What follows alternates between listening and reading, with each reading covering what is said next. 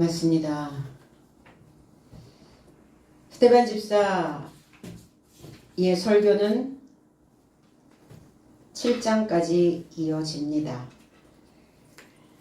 지난주 왜 하나님의 성전이 되지 못하여 있는가? 과연 너희들은 하나님의 성전으로 건축되어져 있는가? 를 던집니다. 우리의 마음에 하나님의 말씀으로 건축할 수 있도록 그 자재를 비축하지 않으면, 그리고 그 비축할 수 있는 공간이 만들어져 있지 않다면 오늘 하나님의 법으로 그 공간을 만들어내는 할례의 시간들이 돼야 될 줄로 믿습니다. 그래서 하나님의 전이 법으로 완공되어질 수 있도록 우리 모두 이 시간 함께 건축되시는 귀한 시간을 만들어내시기를 원합니다. 51절로 53절, 목이 곱고 마음과 귀 삶에 할례받지 못한 삶인 너의 조상 삶같이 너의 삶도 항상 성령에게 대항하여 쓰러지는 도다. 너의 조상 삶이 예언자 삶에서 누군가 핍박하지 않았느냐? 의인이 오심에 관하여 예고한 삶을 저 삶이 죽였고 이제 너의 삶이 의인에 관하여 배신자 삶과 살인자 삶이 된 것이다. 53절, 너의 삶은 사자 삶의 명령에 이르는 율법을 받고 지키지도 않았다. 오늘 사내들인 공회에 있는 이 종교 지도자들은 철저하게 하나님의 율법을 지켰다라고 말합니다. 그럼 하나님의 법을 지킨 자와 지키지 않은 자의 그 형태는 어떻게 달라질까? 오늘 이 말씀을 통해서 내가 하나님의 법을 지켰다면 나는 오늘 내 마음의 형태가 어떻게 있어져야 되는지 다시 한번 우리의 마음들을 짚어가기를 원합니다. 목이 곧다, 완고하다, 굳어져 있다. 그리고 그 안에는 감각이 없음을 이야기하고 있습니다. 신앙생활을 우리가 하고 있는데 우리에게 주어진 이 삶인데 무감각한 사람들이 있어요. 그럼 무감각하다는 것은 뭐냐? 인지 기능이 다 망가져 버린 거예요. 인지가 안 되는 거예요. 인식이 안 되는 겁니다. 새로운 세포가 재생되지 않는 거예요. 머리가 새로운 신경망이 연결되지 않고 있는 자입니다. 무엇을 해야 하며 어떻게 살아내야 하고 내가 오늘 나에게 주어져 있는 이 시간들을 우리는 과연 어떻게 관리해야 될 것인가? 그리고 나는 과연 이 신앙생활을 하면서 나에게 주는 유익은 무엇일까? 이거를 우리는 계산하셔야 되거든요. 우리가 살면서 계산 없이 산다? 그 무감각한 자죠. 우린 신앙생활 하면서 반드시 계산하셔야 됩니다. 그래서 주님도 너희가 신앙생활을 어떻게 하였는지 계산하자, 결산 보자, 그래서 회개하자, 회개 처리하자, 이렇게 말씀하셨거든요. 오늘 우리 모두가 다 무감각에서 깨어나고 굳어져 있는 마음이 흘러가고 완악하여 있었던 그 마음들이 다 풀어지는 귀한 날이 되시기를 원합니다. 에레미야 17장 23절에 그들은 청종치 아니하며 귀를 기울이지 아니하며 그 목을 곧게 하여 듣지 아니하며 교훈을 받지 아니하였도다.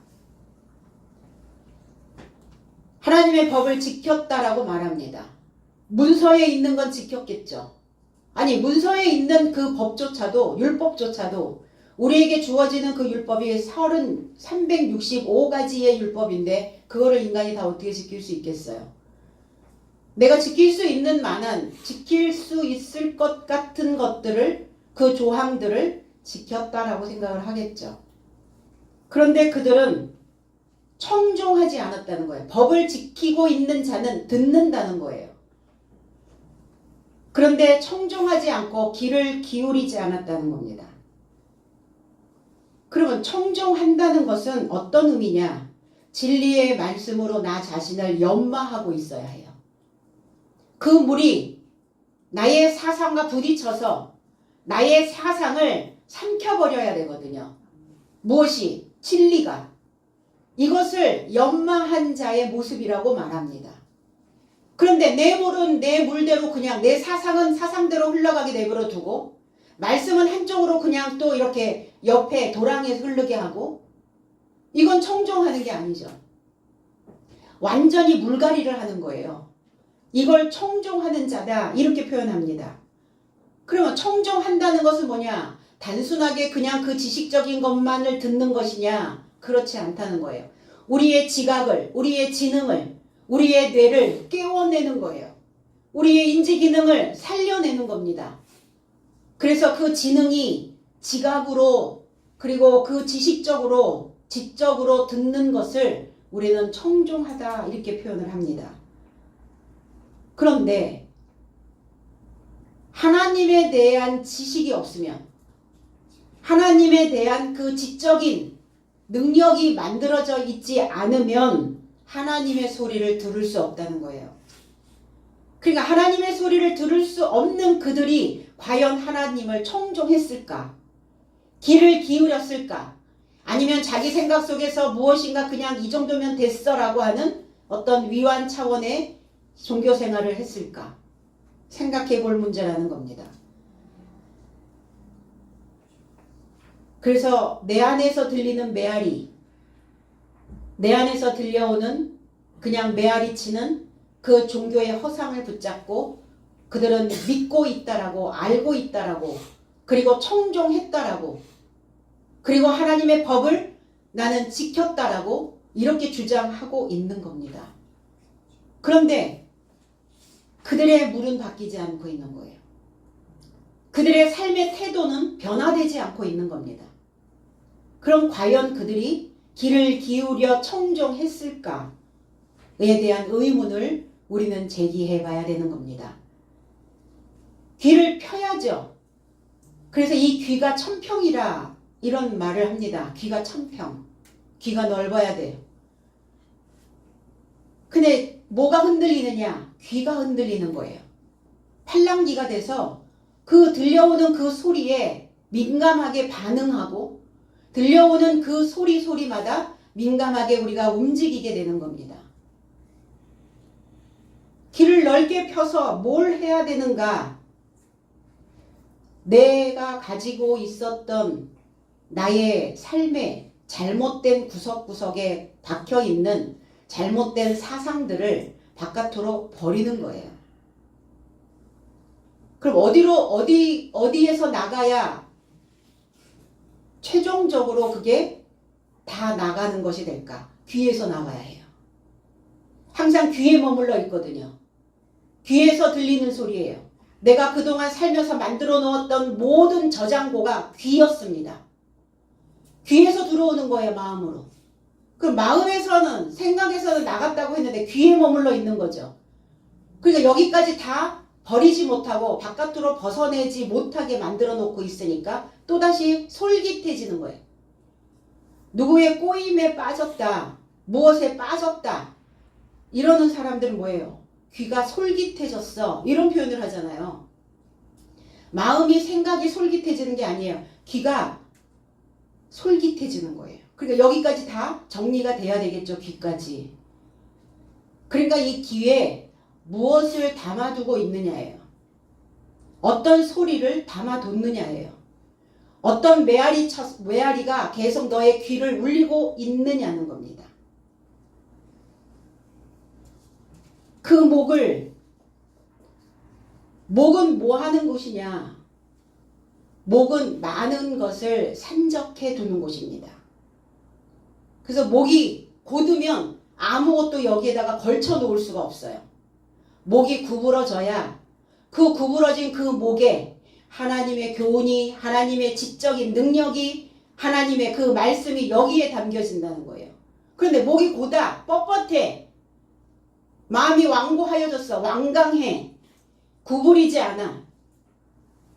여기에 밀도가 너무 높으면 문제가 돼요. 목의 밀도가 너무 높으면. 그게 뻣뻣한 거죠, 이렇게. 내가 무엇을 어떻게 인지하고 가야 되는지. 그러니까 밀도가 높다는 건 생트집이에요, 생트집.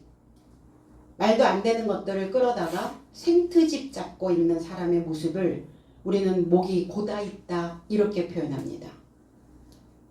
목이 고다 있으니까 당연히 교훈은 축적되지 않습니다.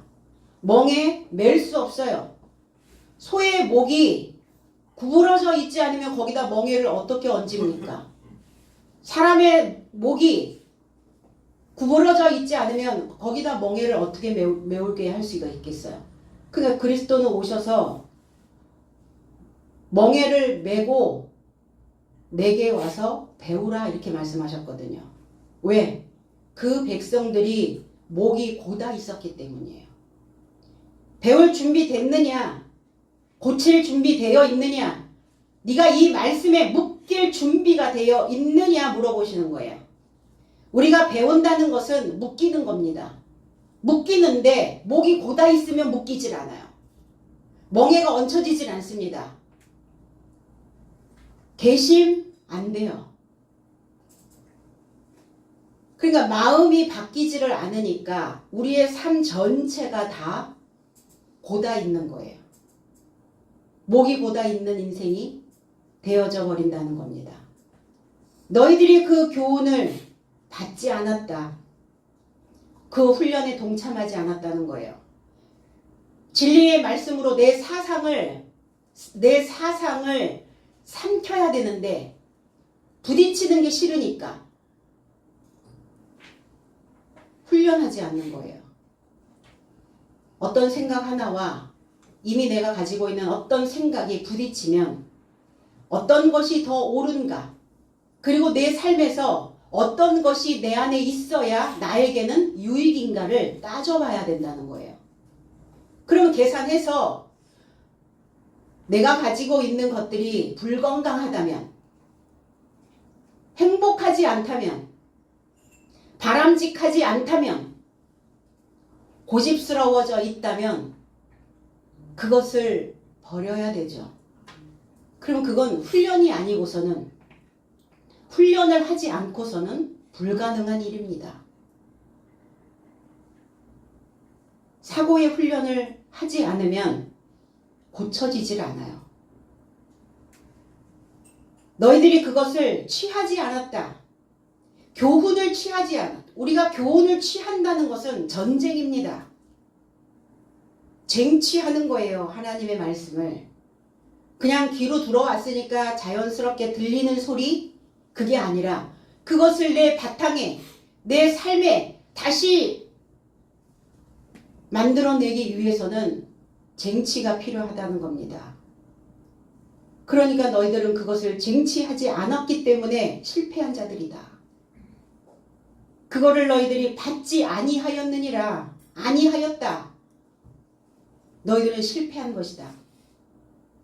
그 우리 실패된 인생을 살려고 이 땅에 태어난 건 아니죠. 우리는 성공을 향하여, 승리를 향하여 가기를 원하고 있다는 겁니다. 그럼 왜 이렇게 실패된 인생을 사는가? 할례의 문제라는 거예요. 할례. 할례가 뭡니까? 둘레를 베다. 잘라내는 거예요. 도려내는 거예요. 우리의 삶의 군더더기를 베어내버리는 겁니다. 잘못된 것들을 깔끔하게 가지쳐버리는 겁니다. 그래서 우리에게는 조용히 앉아서 나를 되새겨보는 내 생각 하나하나들을, 내 안에 담겨져 있는 그 알갱이 하나하나들을 다시 한번 점검해야 되는 묵상의 시간이 필요하다는 거예요. 묵상하며 난 이대로 가도 좋은지 아니면 이대로 갈 건지 결정하는 거예요. 묵상의 시간은. 그러면서 하나님의 것을 불러들이는 거죠. 하나님의 것을 붙잡는 시간이 바로 묵상의 시간이라는 겁니다. 근데 사람들은 어때요? 그냥 막 무당 구판처럼 야단 법석인 이런 것들을 좋아한다는 거예요. 사람들이. 뭔가 조용히 앉아서 내 삶을 되짚어보고 내 삶의 유익이 무엇인지를 생각해보고 나는 이 종교를 통해서, 이 신앙을 통해서 나에게 어떠한 것들을 지금 제공해주고 있는지를, 나는 무엇을 제공받으며 이 교회에서 살고 있는지를 생각해봐야 된다는 겁니다. 할례받지 못한, 둘레를 베어내지 못한. 그럼 둘레를 베어낸다는 것은 뭘 의미하느냐? 결단력입니다. 단 한 번에 내려치는 것처럼. 그런데 예리해야 되겠죠. 무엇인가 부정적인 것, 불순물이 우리 안에 딱 들어오면, 뭔가 나를 힘들게 하는 스트레스 물질이 딱 들어오면 예리한 자는 그거를 단번에 내리칩니다. 그거에 얽혀서 끌려다니지는 않죠. 이게 할례예요. 결단력 있는 어떤 행동, 결단력 있는 마음. 아, 이거 불필요한 거야. 단번에 잘라내야죠. 이게 히브리어로 가면은 물이라고 하는 단어인데, 잘라내 버리다, 잘라서 버리다. 그러면 이 할례를 행한다는 것은 무엇이냐? 나의 사상의 가르침을 베어내는 거예요. 내 사상의 가르침. 나도 나를 오랫동안 가르쳐왔던 그 패턴에서 벗어나지 못하고 있거든요. 그럼 나를 가르치고 있었던 그 패턴을 베어내는 것, 이걸 할례라고 이야기하고 있습니다. 성경은. 히브리서 4장 12절에 하나님의 말씀은 살았고 운동력이 있어 좌우의 날선 어떤 검보다 예리하여 혼과 영과 민 관절과 골수를 찔러 쪼개기까지 하며 또 마음의 생각과 뜻을 감찰하나니 그랬어요. 제 해석은 왜냐하면 하나님의 말씀은 살아있고 활동적이며 두 날 가진 모든 검을 초월하여 보다 예리하여 혼과 영과 관절과 골수 삶의 나님까지 관통하며 마음의 고민과 통찰력 삶에서 판단케 하신다. 말씀이 살아있대요. 말씀이 살아있으니까 우리는 양심의 가책을 받는 거예요. 내가 이런 생각을 해도 되는가? 내가 이게 옳은 건가? 옳지 않은 건가? 말씀이 살아서 움직이기 때문에 그것을 판단하게 된다는 겁니다. 말씀이 살아서 운동력이 있다. 활동적이다. 활동을 한다는 것은 생산된 삶이에요. 뭔가를 제조하는 겁니다. 뭔가를 부어 만드는 거예요. 그럼 뭘 부어 만드는 자가 되어줘야 되겠어요? 마음을 부어 만들어야죠. 하늘나라의 삶이, 하늘의 삶이 되어진다는 것은 품어내는 겁니다. 우주의 모든 만물을 품어내는 거예요. 이게 하늘된 삶입니다. 그래서 두 날 가진 모든 검, 좌우의 날선 검, 이 마카이라라고 하는 이 검, 주님은 이렇게 말씀하셨죠. 나는 너희에게 화평을 주러 온 것이 아니라 이 검을 던지러 왔다. 이 검이 바로 마카이라라고 하는 성령의 검입니다. 하나님의 말씀이에요. 그 하나님의 말씀, 이 검을 뛰어넘어서 초월한다는 것은 뭐냐? 내 생각을 뛰어넘는 거예요. 하나님의 검이, 하나님의 말씀이 들어와야 나의 사상을, 내 생각을 뛰어넘을 수가 있어요. 그것을 초월하여 보다 예리하여. 이 예리하다라고 하는 이 의미가 할례의 의미예요. 그래서 그 검이, 성령의 검이 있어야 잘라낼 수 있어요. 그 검은 뭉뚱거려져 있어서는 안 돼요. 날이 다 빠져 있어서는 안 돼요. 이가 다 빠져 있어서는 안 됩니다. 그러니까 늘 갈아야죠. 갈고 늘 닦고 그리고 기름칠하고 내 생각들이 녹슬지 않도록 혹여 노폐물이 들어와 쌓이지 않았는가 늘 돌아보는 거예요.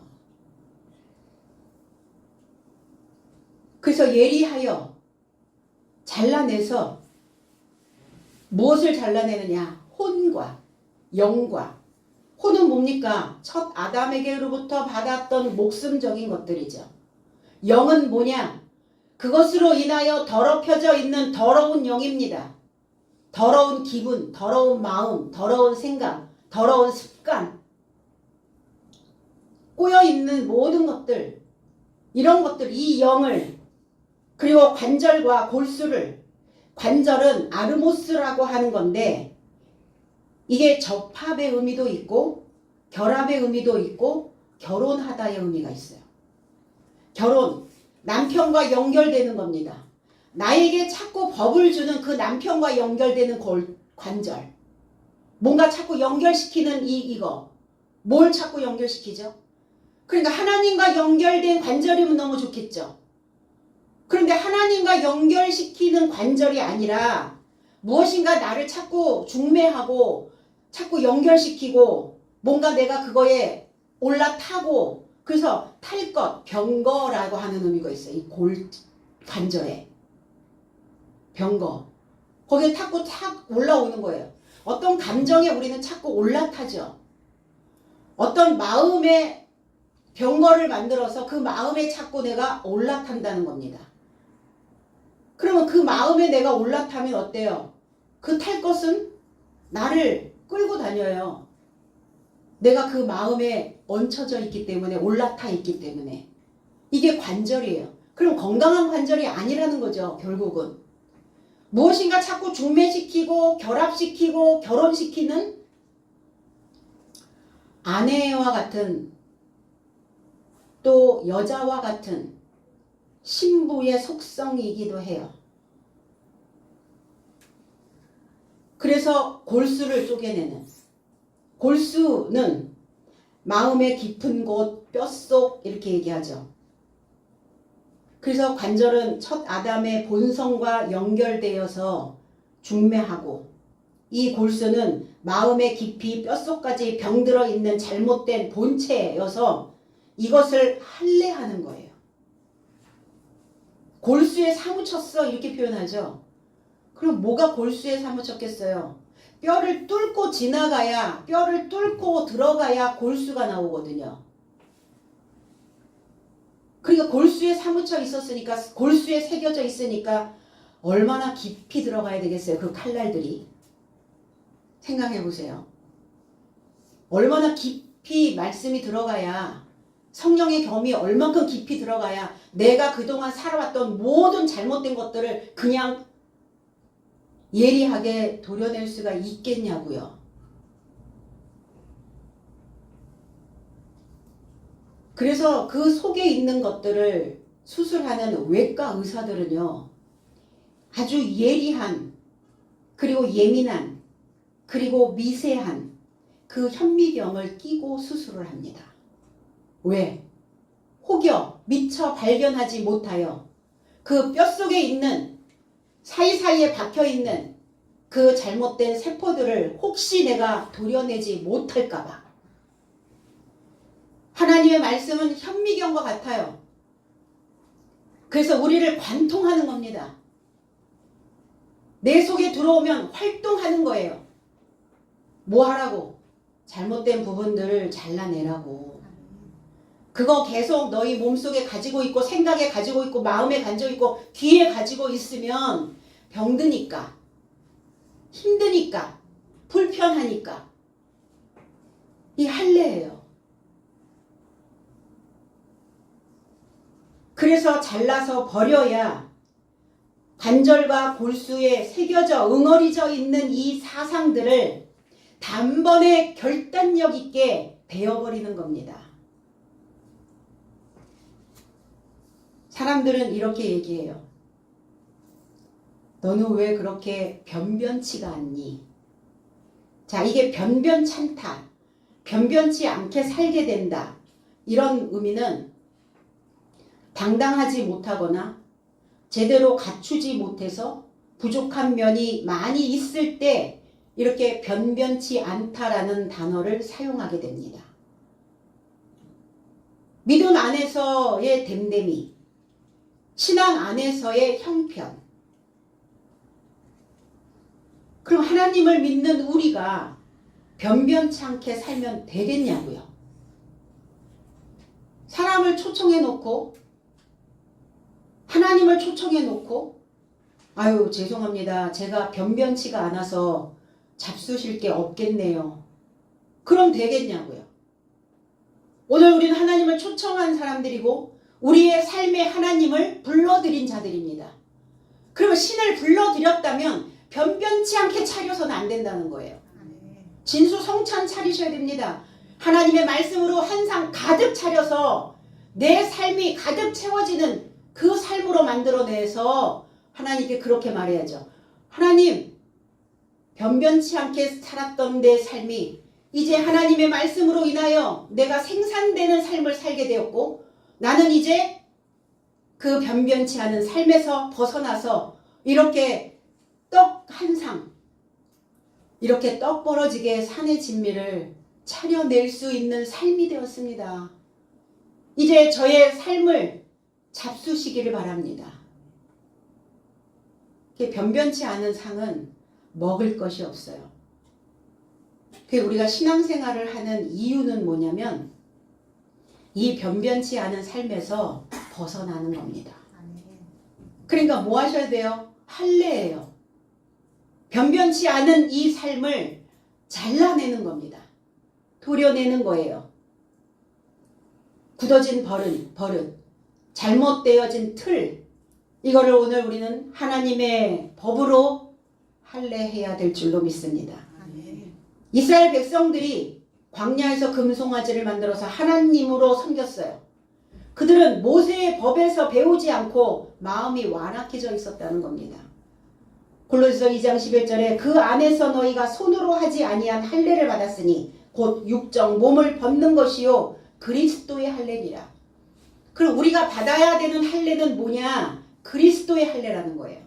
제 해석은 그 안에서 또한 너희가 육의 죄의 몸을 벗은 것 안에서 손으로 하지 않은 할례로 할례 받았으니 그리스도의 할례 안에서니라 그랬어요. 손으로 하지 않았대요, 할례를. 손으로 하지 않았다는 것은 겉으로 하지 않았다는 거예요.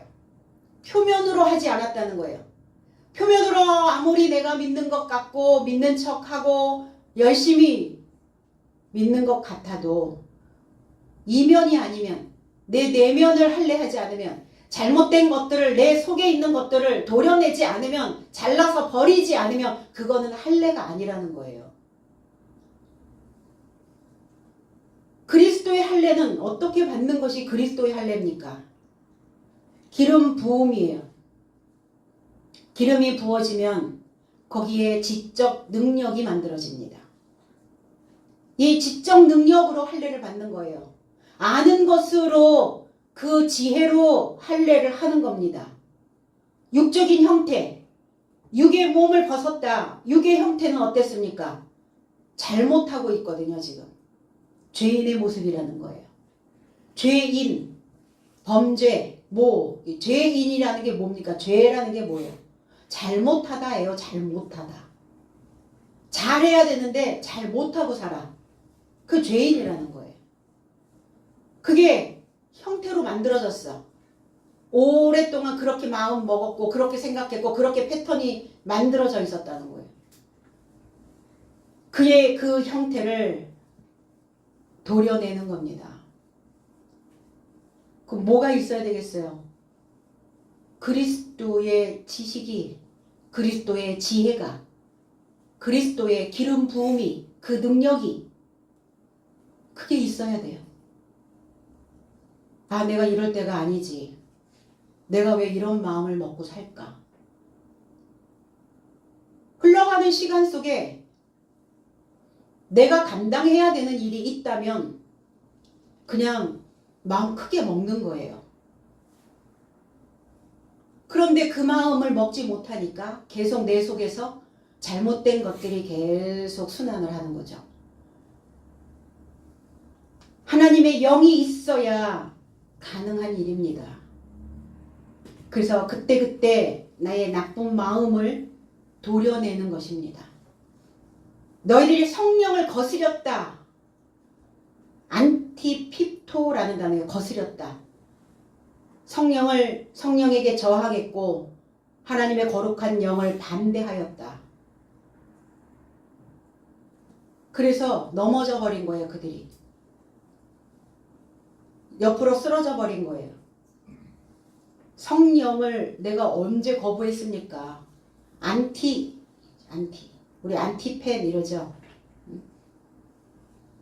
펜 대신, 그리스도 대신 다른 것들이 우리의 마음을 장악해버린 거예요. 우리의 귀를 계속 그 잘못된 패턴들이 우리의 귀를 계속 울리는 겁니다. 그러니까 하나님의 소리를 들을 수가 없잖아요. 은혜를 발견할 수가 없잖아요. 감사할 수가 없죠. 기쁨 없죠, 당연히. 행복한 삶을 누릴 수도 없죠. 메시아로 오신 그리스도 예수를 너희들이 핍박했고 그 의인을 살인했고 너희들이 넘겨주었다. 무엇에 의하여 죽었나? 종교법입니다. 종교법.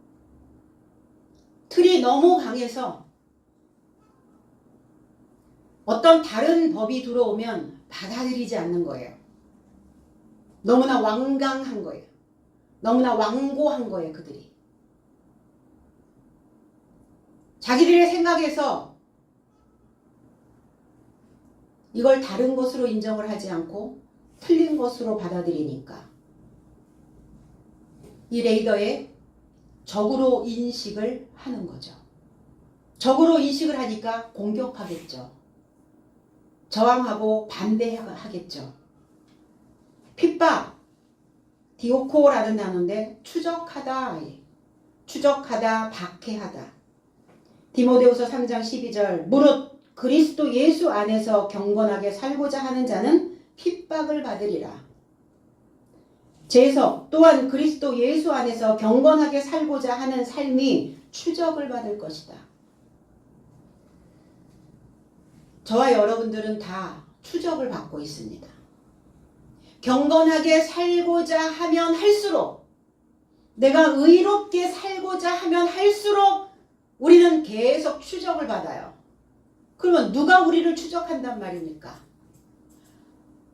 저와 여러분들이 의롭게 살고자, 경건하게 살고자, 깨끗하게 살고자 하는 그 삶을 추적해야 된다고요.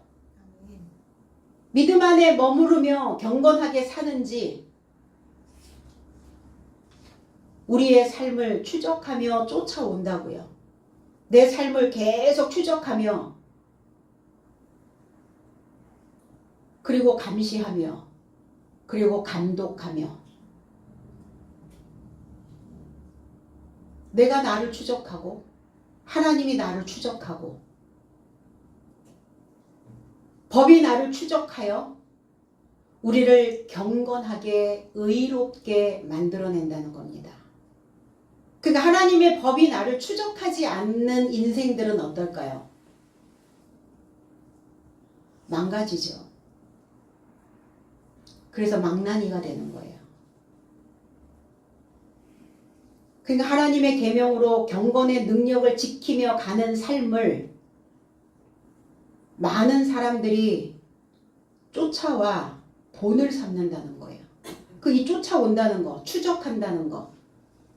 그러니까 어떻겠어요? 그 말씀이 경건하게 살고자 하면 할수록 우리를 추적하는 삶들이 많아지니까 본인은 피곤하겠죠. 그리고 수고스럽죠.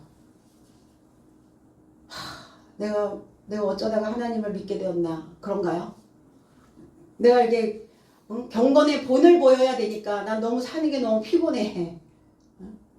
그냥 내 맘대로 그냥 주어진 대로 막 살고 싶은데 뭔가 다듬어내야 되고 감독해야 되고 내 귀에서 울리는 소리는 뭔지 내가 가지고 있는 지적인 능력은 어느 수준인지 나의 믿음의 수준은 레벨은 어느 레벨인지 이거 계속 감독하며 추적하며 가야 되니까 얼마나 힘들겠어요. 에너지 얼마나 많이 들어가 있어요. 그런데 그렇게 안 살면 그렇게 안 살고 있는 자들은 그럼 과연 그들은 괜찮은가? 더 형편없죠. 삶의 수고로움을 하지 않는 인생들은 사람들에게도 존경받을 수가 없어요. 그러니까 이렇게 본이 되려고 경건해지려고 하나님의 법으로 나를 추적하게 만들고 있는 이런 자를 하나님께서 인정하신다는 거예요. 그럼 하나님께 인정받는데 당연히 사람들에게 인정 안 받겠어요? 당연히 사람에게도, 많은 사람들에게도 본이 되어지고 많은 사람들에게도 존경받는 자가 되지 않겠습니까? 그 공회에 있는 종교 지도자 그리고 종교인들에게 스데반 집사는 일침을 주고 있는 겁니다. 따끔한 충고를 주고 있는 거예요. 과연 받아들일까?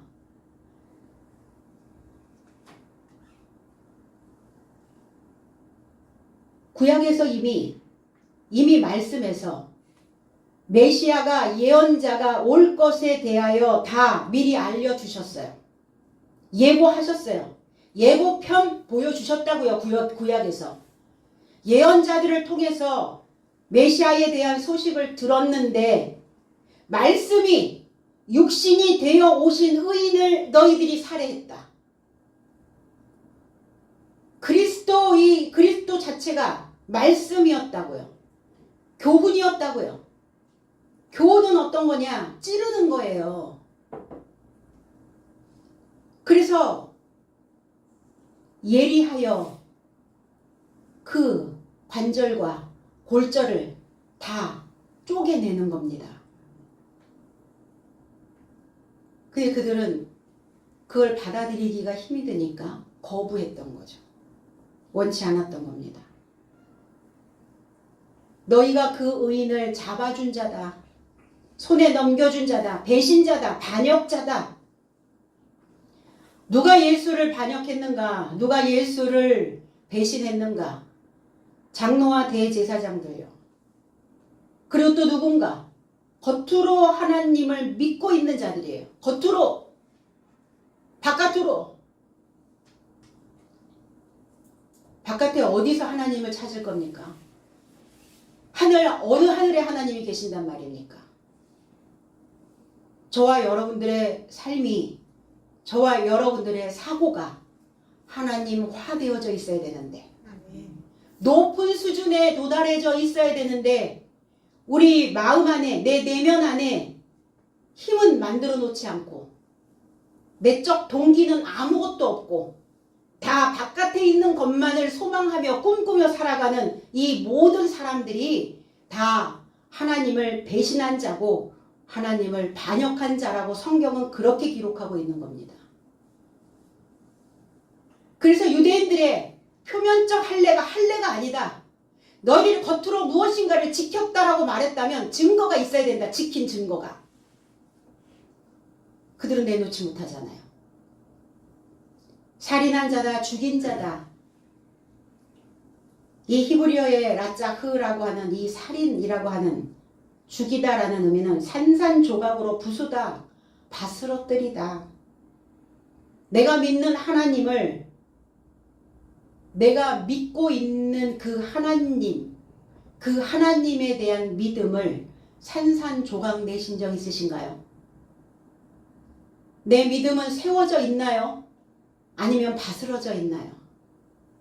내 믿음은 온데간데 없고 내 생각만 내 머릿속에서 풀풀 먼지처럼 날리는, 왜? 다 믿음이 부서져 버렸으니까 내 속에서 먼지만, 미세먼지만 가는 데마다 풀썩풀썩 먼지만 일으키는 그런 신앙은 아닌가?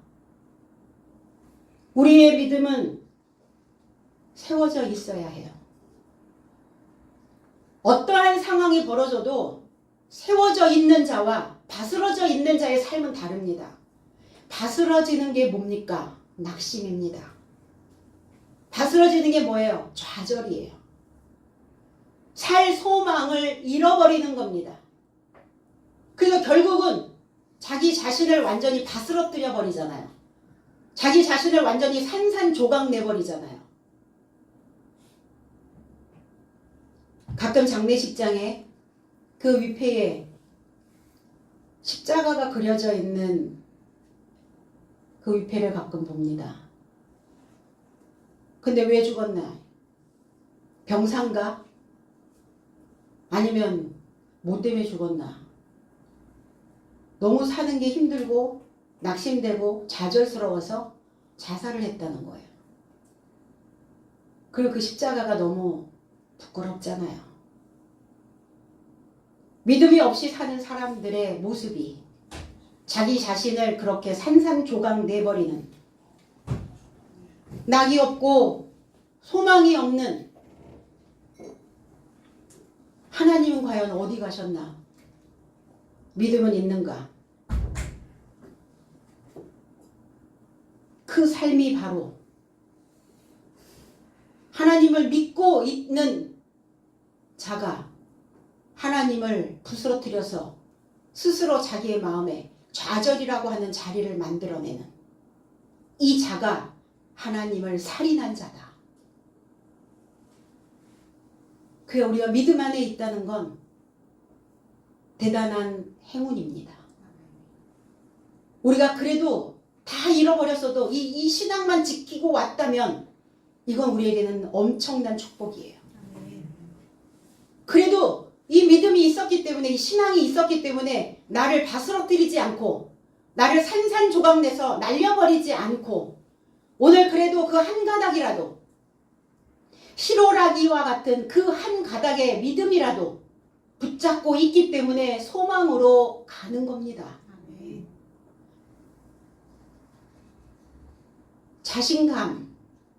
자신감이 없어. 사람들이 이렇게 말해요. 내가 없는 거예요.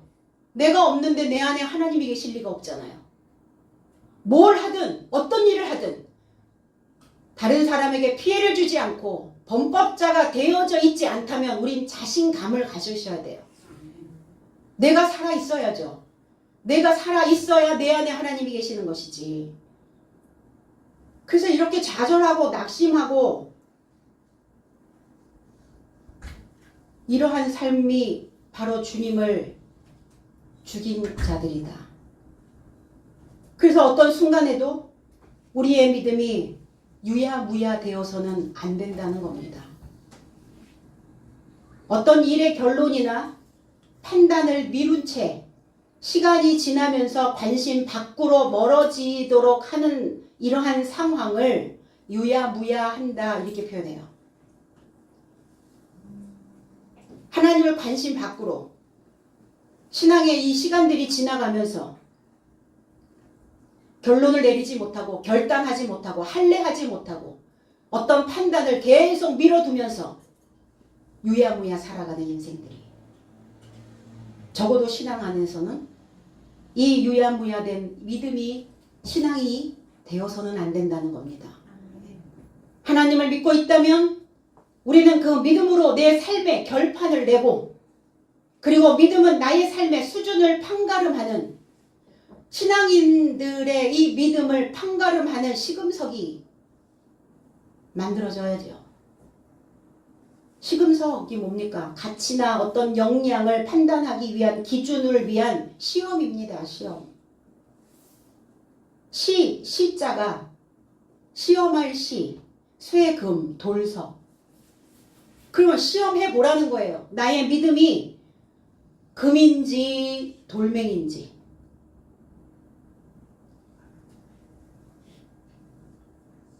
그래서 저는 힘들 때마다 푸시킨의 삶이라는 그 시를 한 번씩 이렇게 되뇌어 보기도 합니다. 아주 어렸을 때 저희 아버지가 사무엘의 기도하는 손 그 옆에 푸시킨의 삶이라고 하는 그 시가 적혀져 있는 조그만 액자를 하나 사오셨어요. 그래서 그거를 전축 위에다 올려놓았는데 그거를 제가 매일 아침에 일어나서 그 시를 읽었던 것 같아요. 그래서 지금도 그 시가 제 뇌리 속에 박혀 있어요. 이렇게 시작하죠. 삶이 그대를 속일지라도 슬퍼하거나 노하지 말라. 서러운 날을 참고 견디면 기쁨의 날이 오리니. 현재는 언제나 슬픈 것, 마음은 미래에 있는 것, 모든 것은 순간이다. 그리고 지난 것은 그리워하느니라. 나의 삶이 그리움으로 추억으로 만들어지시려면 믿음으로 견뎌내셔야 합니다. 믿음으로 견뎌낸 자만이 웃을 수가 있어요. 아, 우리 그때 그랬어. 그때 너무 힘들었지. 그때 그 시간들 막 그렇게 쓰느라고 얼마나 벅찼어.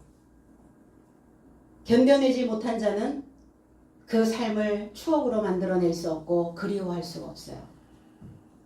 우리는 이렇게 우리의 인생을 추억으로 만들면서 우리 신앙 안에서 그 인생의 것을 그리움으로 만들면서 우리의 인생의 페이지에 아름다운 색깔로 채색을 하고 가는 겁니다. 그래서 후손들이 채색되어진 그 페이지를 보며 추적해 오는 거예요. 쫓아오는 겁니다. 그렇게 만들어내는 겁니다. 우리는 어떤 소식으로 하루하루를 물들이고 살고 있나? 천사가 준 소식, 천사가 전하여 준 그 계명을 너희들은 지키지 않았다. 아주 단호하게 말합니다. 너희들이 지켰다라고 말하지만 너희들은 지키지 않았어. 천사, 앙겔로스죠. 목자, 사자. 계속 어떤 소식을 물고 와요. 천사는. 여러분 안에 어떤 천사가 있습니까? 아침에 눈을 딱 뜨면 아니면 하루 일과를 마치고 저녁에 눈을 감으면 여러분 귓전에서 울리는 어떤 소식이 들려올 겁니다. 어떤 천사인가요? 그래서 하나님의 법으로 오늘 하루를 잘 살아냈구나. 나는 무엇인가를 또 이렇게 생산하며 활동하며 내 삶의 의미를 이렇게 또 만들어내고 있구나라고 하는 이런 소리인가? 소리의 부메랑 효과를 아시죠? 소리의 부메랑 효과. 지겨워, 실증나, 짜증나, 힘들어. 뭔가 우리 안에서 이런 부정적인 소리들이 계속 올라오면 그 소리는 다시 내게로 돌아옵니다. 그러나 하나님의 소식으로 오늘 아침에 눈을 뜨면 오늘 내가 눈을 뜰 수 있다는 이 기적과 같은 하루, 오늘 나에게 주신 이 선물과 같은 이 날, 내가 또 오늘 만날 수 있는 사람들, 보고 싶은 사람들을 오늘 내가 볼 수 있으니 나는 얼마나 행복자인가. 이런 소리로 나를 깨우는가. 그 소리가 우리에게 또다시 부메랑이 돼서 우리에게 건강한 그리고 안정적인 이러한 삶을 또 만들어낸다는 겁니다. 신명기 33장 2절로 3절에 여호와께서 시내산에서 오시고 세일산에서 일어나시고 다란산에서 비추시고 1만 성도 가운데 강림하셨고 그의 오른손에는 그들을 위해 불같은 율법이 있도다. 여호와께서 백성을 사랑하시나니 모든 성도가 그의 수중에 있으며 주의 발 아래 앉아서 주의 말씀을 받는도다. 모든 백성들이 1만 성도들이 증가되어지고 번성되어지는 그 성도들이 주님의 수중에 있다고요. 주님의 손 안에 있다고요. 하나님의 보호심 안에 그 아래 우리가 거주하고 있다고요. 보호하심 아래 우리가 있는데 무엇을 우리가 미리 앞당겨서 염려하고 걱정하고 불안해하는가. 주님의 발 아래 앉아서 우리는 말씀을 배우고 주의 말씀을 받고 있는, 그런데 어디에서 오시는가? 신의 산에서 오신다고요. 신의 점토와 가시라는 뜻이에요. 수풀이라는 뜻입니다. 십계명과 율법을 주셨던 곳이, 모세에게 율법을 주셨던 곳이 바로 신의 산이었어요. 계명으로 빚어주시고 율법의 교훈으로 찌르는 곳이 바로 신의 산입니다. 점토와 가시. 그 점토로 뭐합니까? 빚어야죠. 내 마음을 다시 빚어내셔야죠. 좁아요? 넓히셔야죠. 사이즈 크게 만드셔야죠, 나를. 그리고 말씀으로 나를, 말씀이 내 몸에 박힐 수 있도록. 그럼 내가 신의 산이 되어 있어야 여호와의 소식을 들을 수 있다는 겁니다. 그리고 세일산에서 일어나시고, 세일이라고 하는 의미는 세이르라는 단어예요. 거친, 털이 많은, 소나기, 쪼개다, 열다. 그럼 세일산에서 일어나셨다는 건 뭐예요? 내 마음을 쪼개내는 거예요. 내 생각을 찢어내는 겁니다. 이 세일에서 하나님의 말씀이 소나기처럼 쏟아지는 거예요. 내가 할 수 있는 생각에서 나는 얼마만큼 위대한 생각을, 나는 얼마만큼 나에게 건강을 줄 수 있는 생각을 해낼 수 있을까? 좀 어렵죠. 왜? 우리 안에 이미 장악하고 있는 그 패턴들이, 그 소리들이 있기 때문이에요. 오랫동안 습관처럼, 버릇처럼 내 안에 머물러 있는, 털을 잡고 있는 그 터줏대감들이 있다라는 겁니다. 그러니까 하나님의 말씀으로 그냥 폭포수처럼 쏟아내는 거예요. 하나님의 교훈이. 근데 그 교훈은, 말씀은 거칠어요. 털이 많아. 거칠게 돌아오는 거예요. 그래야 쪼개낼 수 있기 때문에. 그리고 바란산에서 비추시고, 바란산, 파란이란 단어인데 반짝이다, 아름답게 하다. 그 반짝반짝 빛나고 나를 아름답게 하려면 뭘 해야 되는가? 큰 가지들을 넘어가셔야 해요. 살다 보니까 내 인생에 큰 가지들이 있더라고요. 그럼 뭐 하셔야 돼요? 잘라내셔야죠. 그걸 넘어가셔야 된다고요. 그래서 사람들이 이렇게 얘기하죠. 내가 큰 산 하나를 넘어왔어. 네. 그게 바란이에요. 큰 가지를 하나 넘어온 거예요. 그럼 뭐만 남았어요? 이제 1만 성도가 될 것만 남았죠. 1만 풍성하다, 충분하다, 증가하다. 성도, 성결케 된 사람을 성도라고 말합니다. 이 성도, 카다시라고 하는 의미는 문 안에 깊은 소리가 내 귀에 소망으로 세워진 자. 문 안에 깊은 소리가 내 귀에 소망으로 세워진 자를 성도라고 말합니다. 과연 난 성도인가? 소망으로 세워진 나를 봉헌하는 거예요. 이 자를 하나님의 성도라고 말합니다. 이 자가 거룩해지는 거예요. 성결케 되어지는 겁니다. 그 성도의 삶을 봉헌받기를 원하시는 거예요. 그럼 적어도 내가 그 삶이 되어지기 위해서, 그 소망으로 세워진 나를 하나님께 봉헌하기 위해서 오늘의 절망이, 오늘의 낙심이, 오늘의 좌절이 내게는 아무 문제가 되지 않는다는 거예요. 그 큰 가지들을 넘으셔야 된다는 겁니다.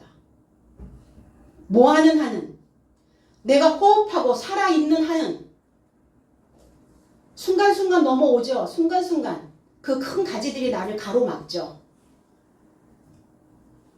그렇다 할지라도 오늘 소망으로 세워진 나를 하나님께 봉헌하기를 우리는 간절히 원해야 될 줄로 믿습니다. 강림하셨다고요. 도달하셨다고요. 하나님의 법을 지키지도 않았다. 지키다라고 하는 이 휠라소라고 하는, 복종하다, 스스로를 구하다, 이런 의미예요. 그러면 너희들이 지켰다면, 휠라소라고 하는 그것으로 지켰다면 너희들은 하나님의 씨족이 되어져 있어야 된다는 거예요. 씨로 보존되어져 있어야 된다는 거예요. 믿었다면 하나님의 씨로 싹이 나야 된다는 겁니다. 어떤 싹? 하나님의 싹. 싹수 있는 신앙인, 말씀을 듣고 지키는 삶이 바로 행복한 싹을 틔울 수 있다는 겁니다. 믿음의 싹을 틔워서 그 싹에 소망이라고 하는 물을 주시고, 그래서 그 싹이 무럭무럭 커가는 것을 내 마음이 조금 편안해지고 평안해지고 감사해지고 은혜로워지고 이게 싹이 크고 있는 증거예요. 하늘의 그 모든 생각으로 하나님의 품성으로 모든 것들을 품어낼 수 있는 그 여유로움. 이 자가 바로 행복자가 되어진다는 겁니다.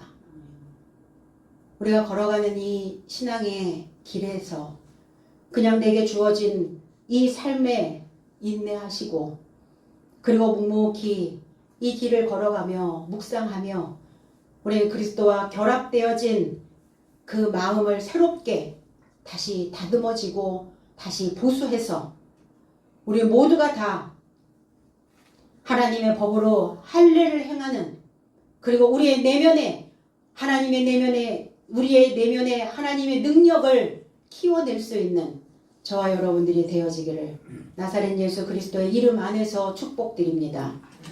기도하겠습니다.